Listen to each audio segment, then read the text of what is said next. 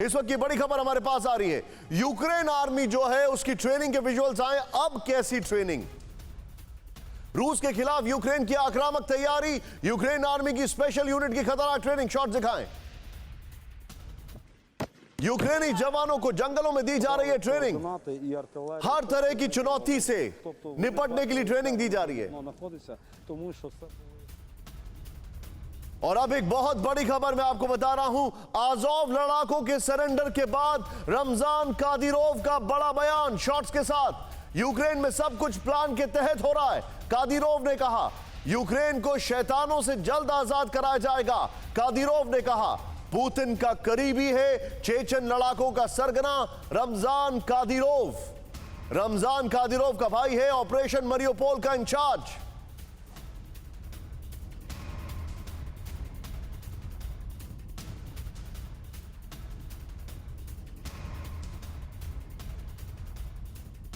खबर है कादिरोव का यह स्टेटमेंट है, लेकिन इसके बाद मैं एक और खबर दिखा रहा हूं। सीधे आइए उस खबर पर। मरियोपोल लुहांस्क के में रूस के लिए जंग लड़ रहे हैं हजारों चेचन फाइटर्स। ब्रिटेन की डिफेंस मिनिस्ट्री का रूसी एक्शन पर बड़ा दावा। शॉट दिखाएं बगल में। शुरुआती हफ्तों में यूक्रेन के हमलों में रूस के सैकड़ों सैनिक मारे गए। नुकसान के बाद रूस के लिए जंग लड़ने पहुंचे चेचन फाइटर। कादिरोव और उसका भाई खुद देखता है लड़ाकों का डिप्लॉयमेंट। ये इंफॉर्मेशन हमारे पास आ रही है। मैं चाहूंगा ये दोनों ब्रेकिंग और दोनों शॉट्स के साथ मैं सीधे चलूंगा यहां पर। आशीष, मैं आपके पास आ रहा हूं, इंतजार कराने के लिए माफी, लेकिन मैं सीधे चलूंगा प्रोफेसर राजन के पास। सर, ये पूरा युद्ध अब कैसे मर्सनरीज लड़ेंगे?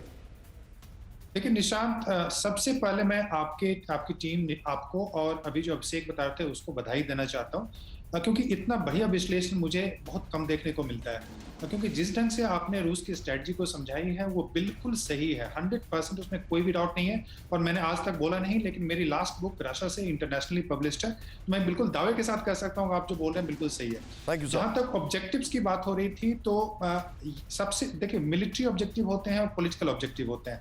अभी जो रूस के ऑब्जेक्टिव्स हैं, 3 ऑब्जेक्टिव्स हैं। मिलिट्री, जिसमें कि वो ईस्टर्न पार्ट का ईस्टर्न रीजन है, जिसमें मेरियोपोल से लेके पूरा जो सदर्न जो एरिया है, जो ओडेसा पोर्ट तक है, करना चाहता है। पॉलिटिकली लुहांस्क का रीजन है, दोनबास का जो रीजन है, जिसमें दोनेस्क और लुहांस्क का एरिया है, वहां पे वो पॉलिटिकल रशिया सपोर्टेड एक गवर्नमेंट एस्टैब्लिश करना चाहता है। और तीसरा जो अभी ऑब्जेक्टिव है वो है निगोशिएशन और जो शांति समझौता की बात होगी, जिसमें रूस अपने सैंक्शंस हटाने की बात करेगा।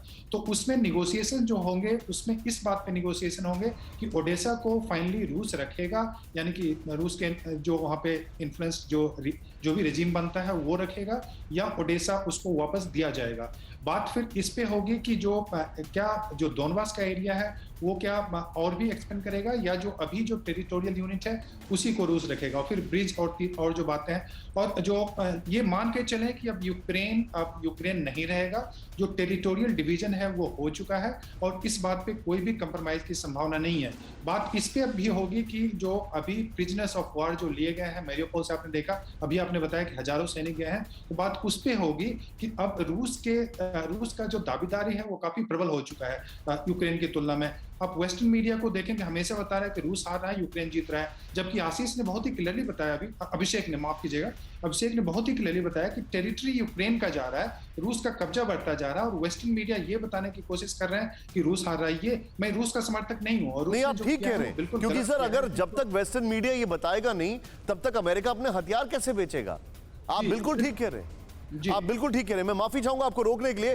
परवाह देश की, सोमवार से शुक्रवार रात 10 बजे TV9 भारतवर्ष पर।